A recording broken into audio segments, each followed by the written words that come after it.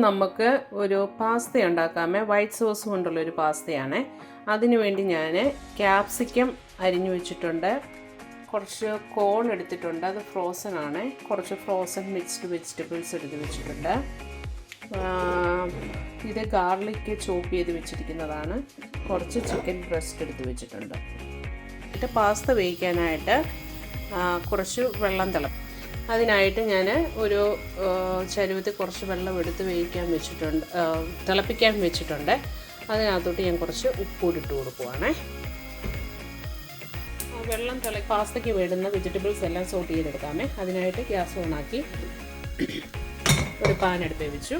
അതിലോട്ട് നിങ്ങൾക്ക് ബട്ടർ വേണേൽ ബട്ടർ ചേർക്കാം, സൺഫ്ലവർ ഓയിൽ വേണേൽ സൺഫ്ലവർ ഓയിലോ ഒലിവ് ഓയിലോ എന്നാന്ന് വെച്ചാൽ ചേർക്കാം. ഞാൻ കുറച്ച് സൺഫ്ലവർ ഓയിൽ ഒഴിച്ച് കൊടുക്കുവാണേ.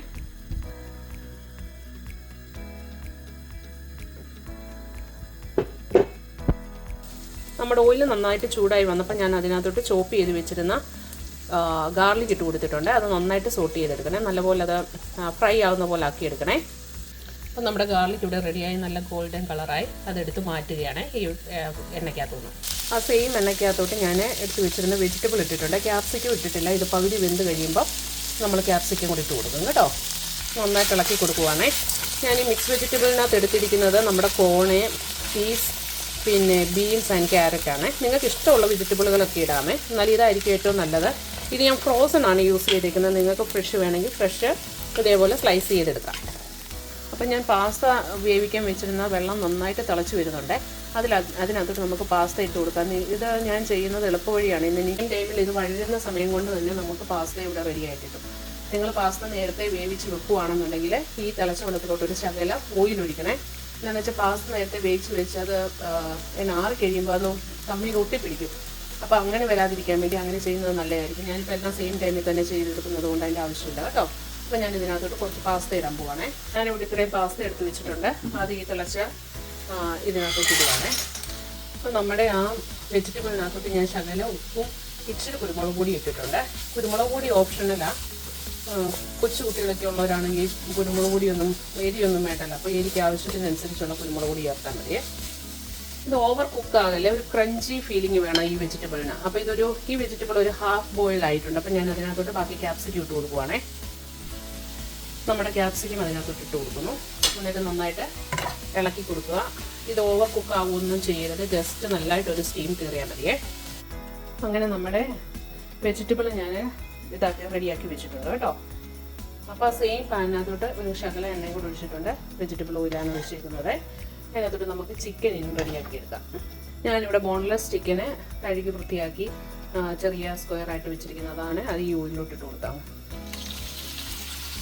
അപ്പോൾ അത് നന്നായിട്ട് അതൊന്ന് ഇത് ചെയ്തെടുക്കാം, വേവിച്ചെടുക്കാം. വേവിച്ചല്ല, ഇത് ഒന്ന് സ്റ്റീം ആകുമ്പോഴേ ഇതങ്ങ് റെഡി ആയിക്കോളും. വേണമെങ്കിൽ ജസ്റ്റ് ഒന്ന് അടച്ചു വെച്ച് കൊടുക്കാം. അപ്പോൾ അത് എളുപ്പം ഒന്ന് കുക്കായി കിട്ടും. അപ്പോൾ നമ്മുടെ പാസ്ത ഇവിടെ നന്നായിട്ട് തിളച്ച് വരുന്നുണ്ട്. നമുക്കിനി ഈ പാസ്ത റെഡി ആയോ നോക്കണം. ഇത് ഓവർ കുക്ക് ആകാൻ പാടില്ല കേട്ടോ. അപ്പം ഞാൻ കാണിച്ചു തരാം എങ്ങനെ ഇത് കറക്റ്റ് വേവായോ നോക്കുന്നത്.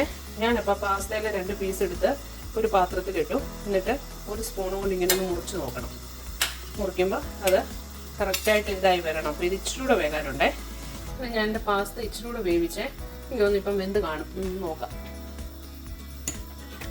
ഒരു സ്പൂൺ വെച്ച് നല്ല ഇങ്ങനെ മുറിക്കണം. സൂപ്പറായിട്ടുണ്ട്, കറക്റ്റ് വേവാണ്. ഇനി നമുക്കിത് സ്ട്രെയിൻ ചെയ്തെടുക്കാമേ. അപ്പം നമ്മുടെ പാസ്ത ഇങ്ങനെ സ്ട്രെയിൻ ചെയ്യാൻ വെച്ചാൽ ഞാൻ അതിനകത്ത് കുറച്ച് ശകലം തണുത്ത വെള്ളം ഒഴിച്ച് കൊടുക്കും. അപ്പോൾ അത് റെഡിയായി. ആ സമയമായപ്പോഴത്തേക്കും നമ്മുടെ ചിക്കൻ ഇവിടെ റെഡിയായി. ഞാൻ ഇതിനകത്ത് ഒരു ശകലം ഉപ്പും കുരുമുളക് പൊടിയും കൂടെ ഇടുക. അപ്പോൾ നമ്മുടെ പാസ്തയും റെഡിയായി, നമ്മുടെ വെജിറ്റബിളും ചിക്കനും എല്ലാം റെഡിയായി. ഇനി നമുക്ക് കുറച്ച് വൈറ്റ് സോസ് ഉണ്ടാക്കാമേ.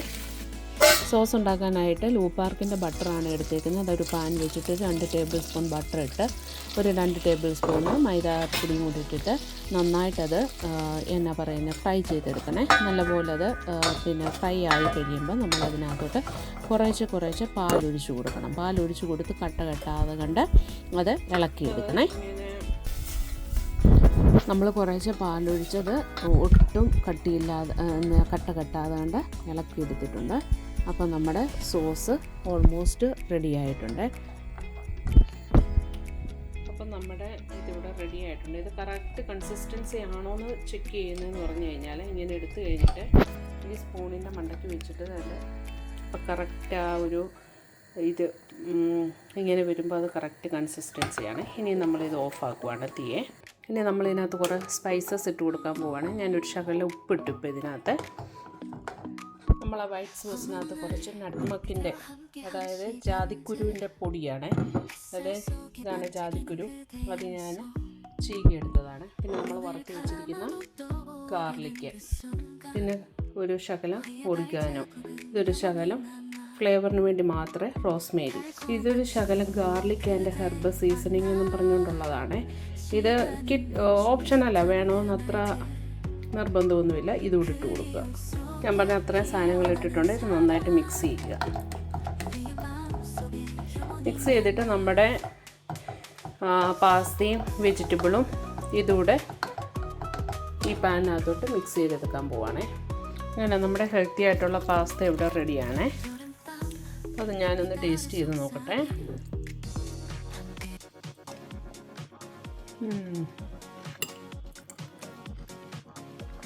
വെരി ടേസ്റ്റിയാണ് കേട്ടോ.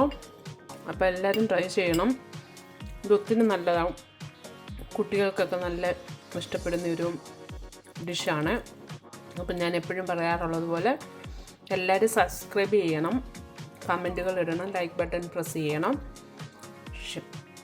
ഷെയർ ചെയ്യണം. നിങ്ങൾ ഈ റെസിപ്പി ഒന്ന് ട്രൈ ചെയ്യണേ.